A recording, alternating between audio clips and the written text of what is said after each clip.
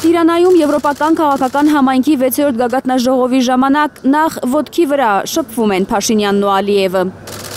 Հանդիպում, որը տեղի չունեցավ Մոսկվայում։ Իլհամ Ալիևը վերջին պահին չեղարկել էր մայիսի 9-ին նախատեսված այցը Ռուսաստան, որտեղ հավանաբար նմանատիպ շփումների հույս ուներ Նիկոլ Փաշինյանը, չէ որ ասել էր, բայց չի թողնում Մոսկվա այցելելու հնարավորությունը հենց նման հանդիպումների համար։ Վերջին անգամ մոտ 7 ամիս առաջ Կազանում էին բանակցել Փաշինյանն ու Ալիևը։ Այնուհետև Հայաստանի վարչապետն ու Ադրբեջանի նախագահը նստում են մի ցածրիկ սեղանի շուրջ։ Երկուստեք կարևորվել է Հայաստան-Ադրբեջան խաղաղության համաձայնագրի տեքստի համաձայնեցումը։ Կողմերը քննարկել են ընթացիկ վիճակը եւ կարևորել ստորագրման ուղղությամբ գործընթացի շարունակականությունը։ Կարդում ենք Հայաստանի կառավարության տարածած հաղորդագրությունում։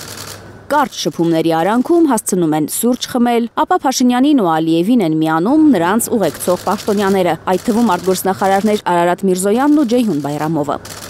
Արդյոք Փաշինյանը Ալիևին ասել է այն, ինչ երեք ադրբեջանցի լրագրողին էր ասում։ Եթե Ադրբեջանի նպատակը հակամարտությունը Հայաստանի տարածք տեղափոխելը չէ, ուրեմն պետք է ստորագրի խաղաղության համաձայնագիրը, միաժամանակ Երևանն ու Բաքուն կստորագրեն Մինսկի խումբը լուծարելու համատեղ հայտարարությունը։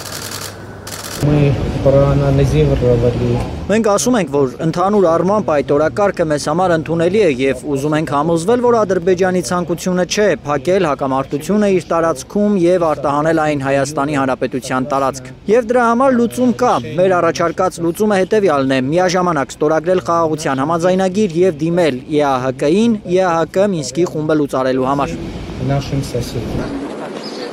Ալիևի հետ տետատետ շփումից առաջ թե հետո Փաշինյանը շփվել է նաև Թուրքիայի նախագահի հետ։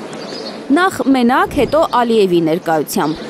Էրդողանի հարցին հավանաբար դրական է պատասխանում Փաշինյանը։ Թուրքիայի նախագահը հավանության ժեստ է ցույց տալիս, ապա լայն ժպտացող Ալիևի հետ հեռանում են առանձնանում մի անկյունում։ Եվրոպան շունչը պահած սպասում է, թե երբ են Երևանն ու Բաքուն ստորագրելու խաղաղության համաձայնագիրը, որը համաձայնեցրել են 2 ամիս առաջ։ Եվրամիության բարձրաստիճան պաշտոնյաները մեկը մյուսի հետևից կոչ են անում ավարտել գործընթացը հանուն տարածաշրջանի կայունության։ Մակրոնն էլ է դա ասում Ալիևի ձեռքը սեղմելով։ Ադրբեջանի նախագահը Փաշինյանին է մատնացույց անում։ Ֆրանսիայի նախագահը շրջվում է, իր մեջքի հետևում համեստորեն կանգնած Փաշինյանին քաշում, ներքաշում զրույցի, որն այդպես էլ չի շարունակվում։ Մակրոն-Ալիև ջերմ շփումն ավարտվում է չափազանց գոտեպնդող ձեռքսեղմումով։